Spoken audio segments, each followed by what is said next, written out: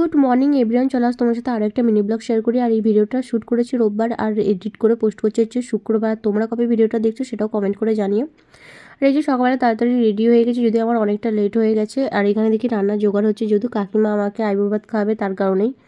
এই যে দোকানে চলে এসেছি, আর এটাই হয়তো লাস্ট রোববার আমার দোকানে আসা, হয়তো কি এটাই তো লাস্ট। এরপর তারা আসতে পারবো না, এই নিয়ে আমার প্রচুর টেনশনে। আমার বাবা একা কী করে সবটা সামলাবে, তার কারণ হচ্ছে একবার যদি ভিড় লাগে সেই সময়ের পরিস্থিতিটা কী হয় সেটা আমি নিজের চোখে দেখেছি, তো আমি বুঝতে পারি। যাই হোক, কিছু করার নেই, বাদ দাও।